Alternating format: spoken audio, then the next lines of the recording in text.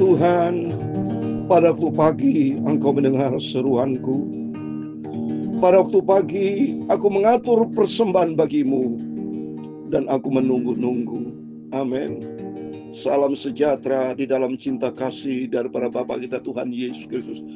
Selamat pagi, Rabu pagi hari ini tanggal 5 Februari 2025. Kita terima kasih kepada Tuhan.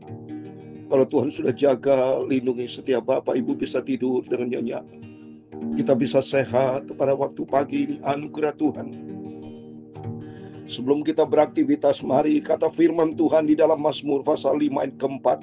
Tuhan, pada waktu pagi hari ini Engkau mendengar seruanku. Pada waktu pagi hari ini aku mengatur persembahan bagimu. Aku menunggu-nunggu. Mari kita mau datang kepada Yesus. Karena Tuhan begitu baik. Dia cinta kita semua. Dia tidak mau kita jauh dari Tuhan. Tapi kita mempersiapkan hati kita untuk Tuhan Yesus. Kita cinta Tuhan Yesus. Kita mau selalu cari Tuhan Yesus. Sebab Dia juru selamat kita. Dia Tuhan kita. Dia penolong kita. Dia memberikan jawaban atas setiap pergumulan hidup kita. Dia tidak pernah jauh dari kita.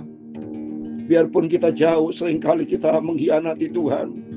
Seringkali kita inkonsisten sama Tuhan. Seringkali kita tidak setia. Seringkali kita akui kita orang berdosa. Tapi kasih-Nya Tuhan, kesetiaan Tuhan sempurna.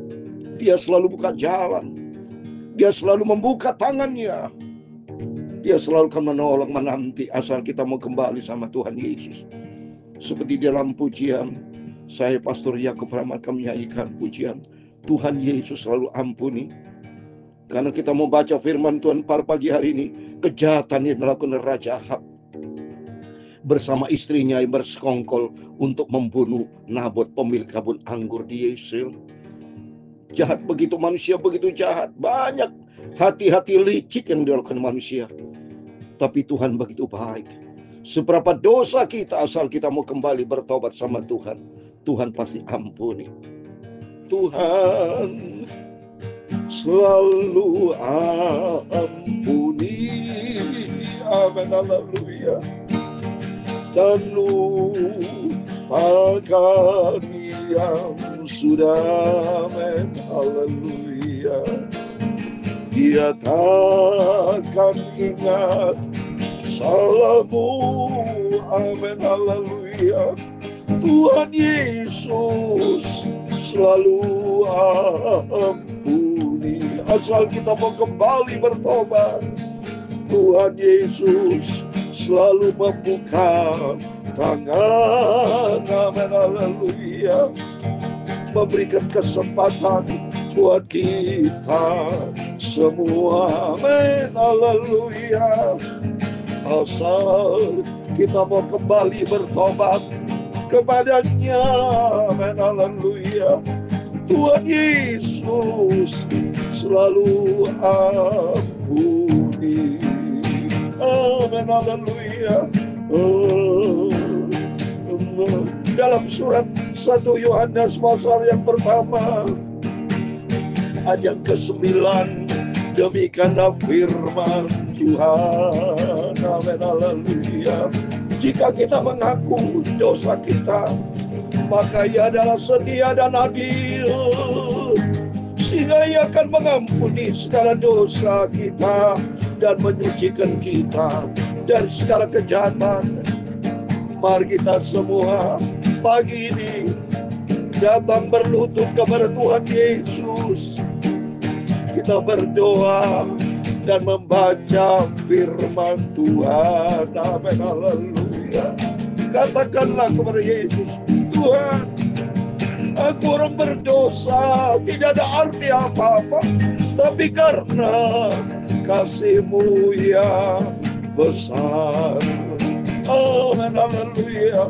Ya Tuhan, punya ulang kebesaran dan kejayaan, kehormatan, kemakmuran dan keagungan, amin, haleluya.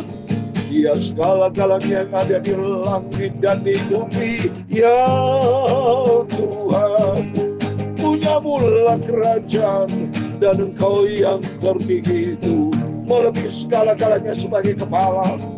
Sebab kekayaan dan kemuliaan berasal daripadamu, dan Engkaulah yang berkuasa atas segala-galanya. Amin, haleluya. Dalam tangan-Mu lah kekuatan dan kejayaan, haleluya. Dalam tangan-Mu lah kuasa membesarkan dan mengokohkan segala-galanya. Amin, haleluya. Sekarang ya Allah kami, di dalam nama Tuhan Yesus Kristus, amin, haleluya, kami bersyukur kepada-Mu dan memuji nama-Mu yang agung itu. Amin, haleluya. Tuhan Yesus selalu cinta kita semua. Amin, haleluya. Kita semua berharga dan mulia bagi Tuhan Yesus.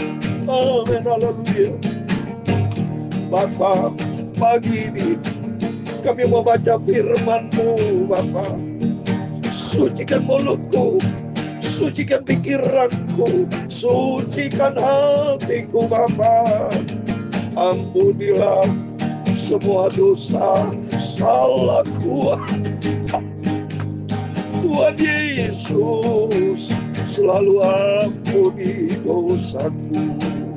Amin, haleluya.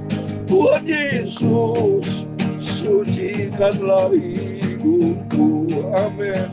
Segala puji, hormat, kebesaran, ketinggian, kemuliaan, keagungan, kesempurnaan, kekudusan, tempat tertinggi di atas segala-galanya bagi Engkau Allah Bapa, di dalam nama Tuhan Yesus Kristus. Pagi ini kami hamba-Mu, kami anak-anak-Mu akan membaca firman yang kudus. Firman-Mu Bapakku simpan dalam hati kami, supaya kami tidak berdosa kepada Tuhan. Dalam nama Tuhan Yesus kami sudah berdoa mengucap syukur, haleluya. Amin, amin. Selamat pagi Bapak Ibu. Salam sejahtera di dalam cinta kasih daripada Tuhan Yesus. Kepada Bapak Ibu Saudara semua yang dicinta, disayang sama Tuhan. Terbukti nyata kita bisa hidup sampai Rabu pagi hari ini, 5 Februari 2025. Bukan bulan Januari lagi. Sudah lewat dan tidak akan terulang bulan Januari 2025. Hanya berlangsung satu kali. Hidup hanya satu kali. Setiap kesempatan yang Tuhan berikan buat kita ada maksud ilahi. Supaya hidup yang sekali ini jangan kita buang waktu dengan sia-sia, tapi pergunakan setiap kesempatan merupakan golden opportunity, kesempatan emas. Supaya kita menghargai setiap kesempatan yang Tuhan berikan. Supaya kita menjadi manusia yang efektif, efisien, dan produktif. Menghargai akan kasih karunia Tuhan. Karena Tuhan begitu baik. Yesus berfirman dalam surat 1 Yohanes 1 ayat 9, Alkitab katakan, jika kita mengaku dosa kita, Ia adalah setia dan adil, sehingga Ia mengampuni segala dosa kita, menyucikan kita daripada segala kejahatan. Amin. Itu baiknya Yesus. Biarpun dosa kita seperti merah kirmisi sekalipun dalam Yesaya 1 pasal 1 ayat 18, tapi Dia sanggup memutihkan putih seperti salju. Asal kita mau kembali bertobat sama Tuhan. Mari kita mau kembali sama Tuhan. Sebentar kita mau baca firman Tuhan 1 Raja-Raja pasal 21. Tuhan memberkati kita semua. Biar hari-hari yang waktu kita jalani, Bapak Ibu Saudara semua ya, bersama saya. Supaya kita memberikan waktu yang terbaik buat Tuhan. Kita dijadikan Tuhan sebagai wanita atau gadis yang bijaksana. Supaya kita tidak menjadi prioritas untuk dunia. Tapi nomor satu, sebelum kita beraktivitas, melakukan apapun, mari kita datang kepada Tuhan. Tempatkan Tuhan di atas segala-galanya. Kita membangun persekutuan yang indah dengan Tuhan. Seperti firman Tuhan tadi, saya kata pada waktu pagi, Tuhan, aku berseru dan berdoa kepada Tuhan. Aku nanti Engkau sepanjang hari. Biar hidup kita senantiasa tempatkan hanya Yesus. Tempatkan Tuhan, Bapa kita, Raja kita, di atas segala-galanya. Amin. Puji Tuhan, mari kita mau baca firman Tuhan. Lanjut yang kemarin Bapak Ibu ya. Kemarin saya cerita tentang Raja Ahab yang begitu bandel ya, tidak mau bunuh itu Raja Ben Hadad. Saat ini dia berdosa lagi. Oh, manusia banyak dosa. Ya, mari kita baca lagi 1 Raja pasal 21 ayat 1 sampai 29, Saudara. Demikian firman Tuhan. Ini kebun anggur Nabot. Sesudah itu terjadilah hal yang berikut. Nabot orang Yesil mempunyai kebun anggur di Yesil di samping istana Ahab raja Samaria. Coba ini. Nabot itu seperti Nabi Nuh, Saudara. Nabi Nuh itu kan seorang nabi, ya, anak Tuhan, ciptaan Tuhan yang punya kebun anggur yang pertama, orang pertama punya kebun anggur itu Nabi Nuh dalam Alkitab. Sampai dia mabuk segala macam, ya.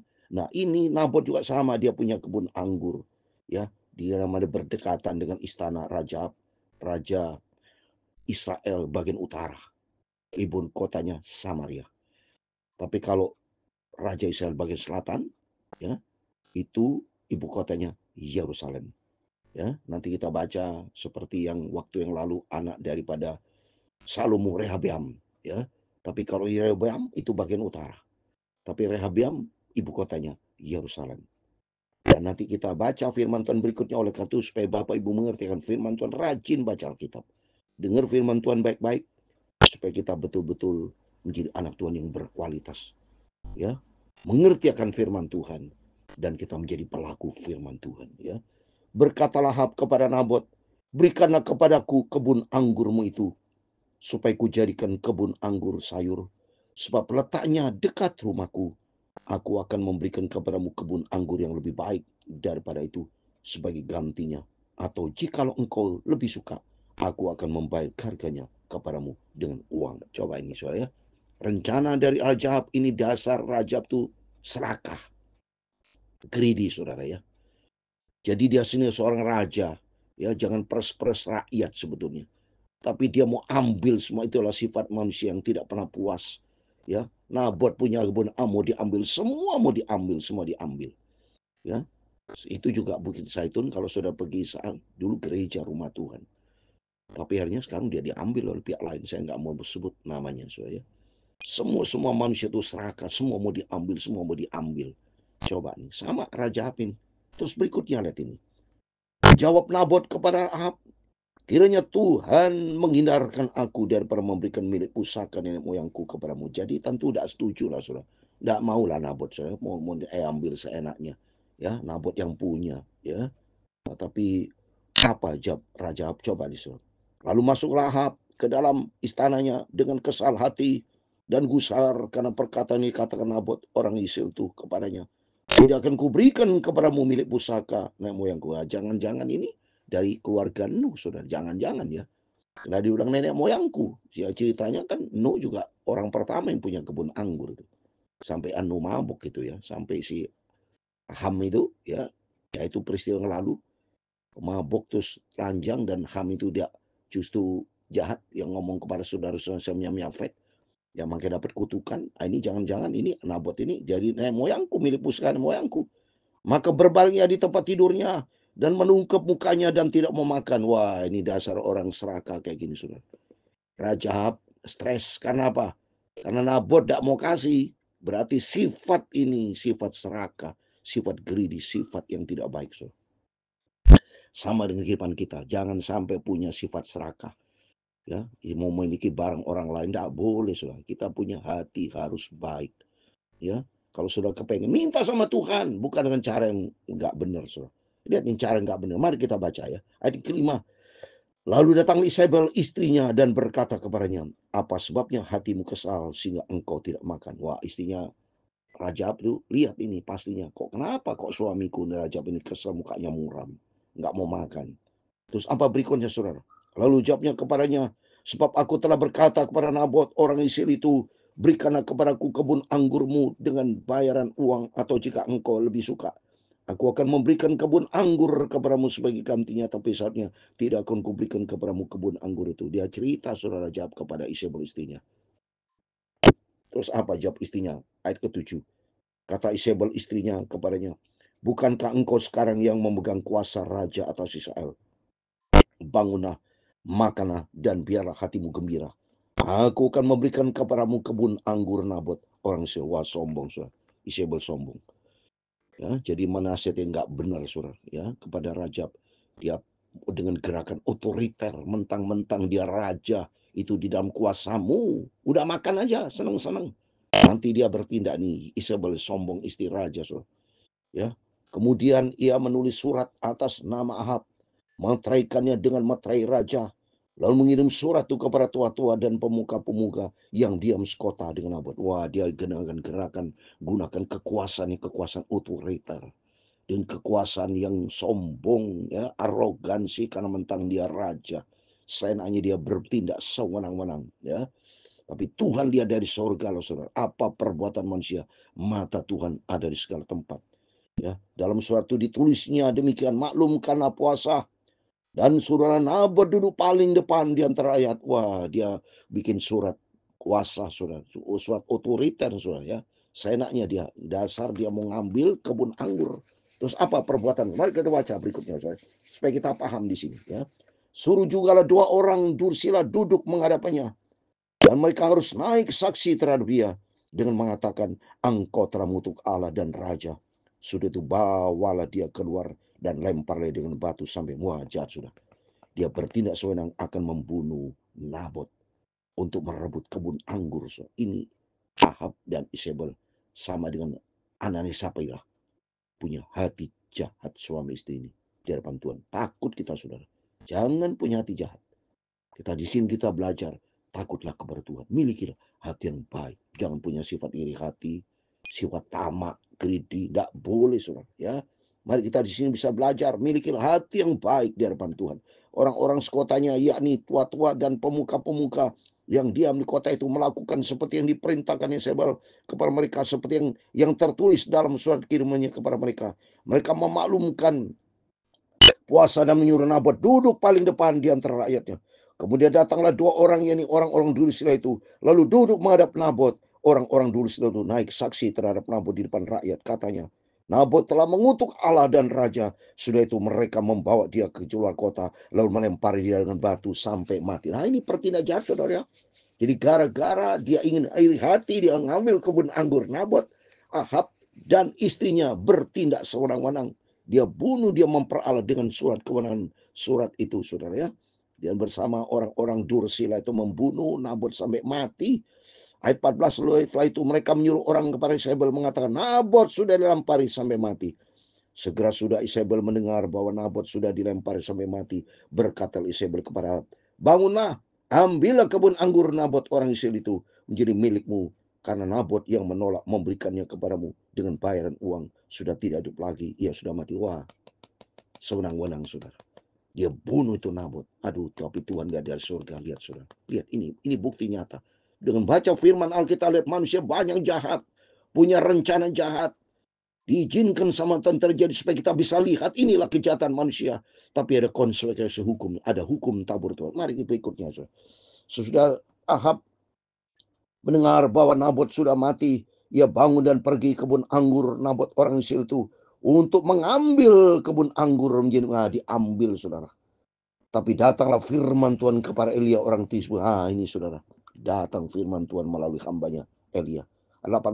Bangunlah, pergilah menemui Ahab raja Israel yang di Samaria.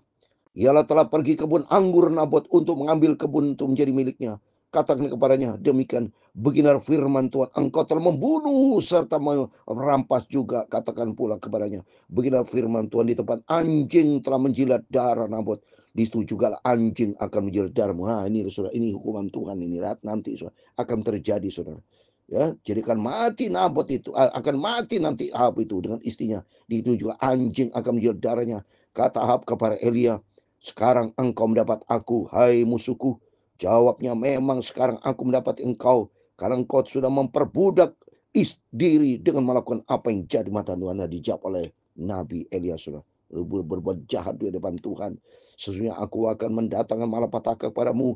Aku akan menyapu engkau dan menyiapkan setiap orang laki-laki dari keluarga, baik yang tinggi maupun yang rendah, kedudukan Israel. Dan aku akan memperlakukan keluargamu sama seperti keluarga Yerobeam bin Nebat. Nah, ini sudah Yerobeam yang saya ngomong tadi, ya.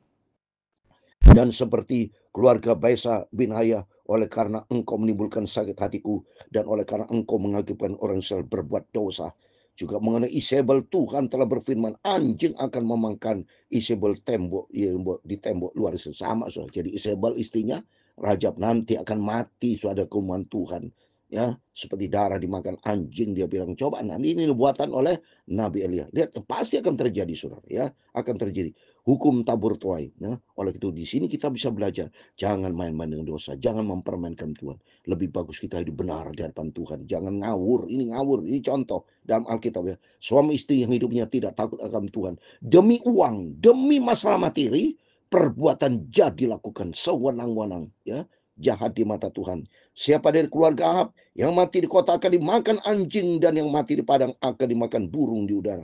Sesungguhnya tidak pernah ada orang seperti Ahab yang memperbudak diri dan melakukannya apa yang jadi mata Tuhan, karena ia telah dibujuk oleh Jezebel istrinya. Jadi suami istri jahat, Ahab istrinya jahat, sama-sama jahat ya.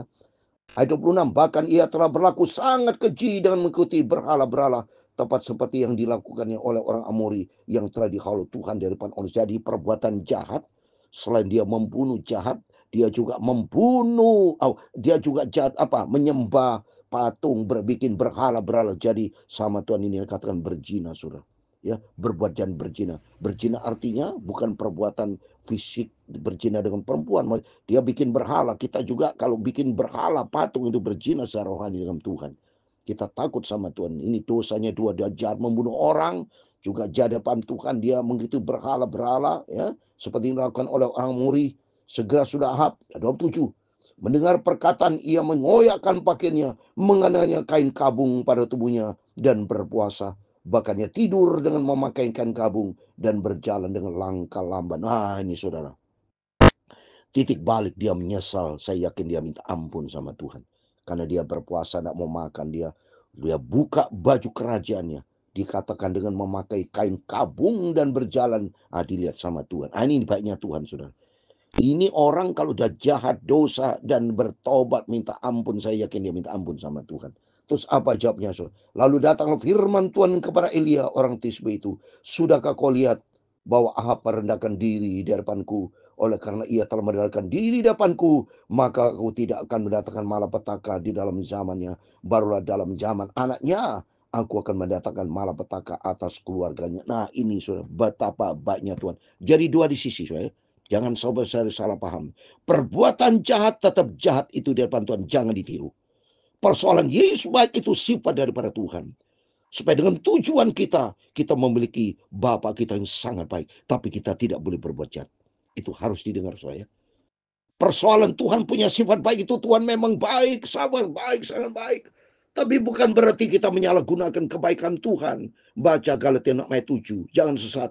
Allah tidak pernah membiarkan dirinya dipermainkan. Apa yang ditabur orang itu akan dituai. Jadi mari kita melalui firman Tuhan kita mengerti dua hal. Yang pertama, perbuatan jahat dari Ahab dan istri, jangan kita tiru. Yang kedua, sifat dari Tuhan begitu baik. Sifat kasihnya sempurna.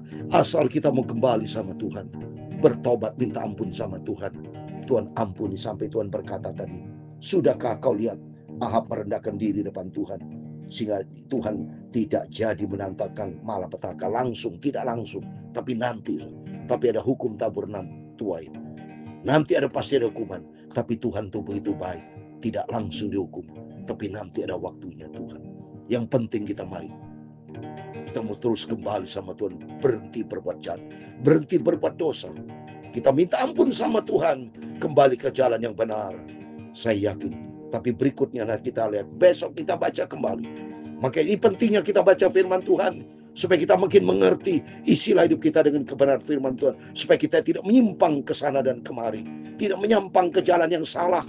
Tapi kita mau belajar dengan firman Tuhan, supaya kita hidup takut akan Tuhan dan bertindak benar sesuai dengan firman Tuhan, sehingga hidup kita diberkati sama Tuhan. Tuhan selalu ampuni, amin, haleluya, dan lupakan yang sudah, amin, haleluya. Dia takkan ingat salahmu, amin, haleluya. Tuhan Yesus selalu ampuni. Tuhan begitu baik. Tuhan memberkati engkau dan melindungi engkau. Tuhan menyinari engkau dengan wajah-Nya dan memberi Engkau kasih karunia. Amin, haleluya. Tuhan menghadapkan wajahnya kepadamu dan memberi Engkau damai sejahtera. Bapa kami yang di surga, dikuduskanlah nama-Mu, datanglah kerajaan-Mu, jadilah kehendak-Mu di bumi seperti di surga. Berikanlah kami pada hari ini makanan kami yang secukupnya, dan ampunilah kami akan kesalahan kami, seperti kami juga mengampuni orang bersalah kepada kami. Dan jangan membawa kami ke dalam pencobaan, tetapi lepaskanlah kami daripada yang jahat. Karena Engkau-lah yang punya kerajaan dan kuasa dan kemuliaan sampai selama-lamanya. Amin, amin. Selamat pagi, berjaga dan berdoa. Kita mau kembali sama Tuhan dan hidup di dalam perkenanan Tuhan. Amin. Tuhan memberkati kita semua. Immanuel, puji Tuhan. Haleluya.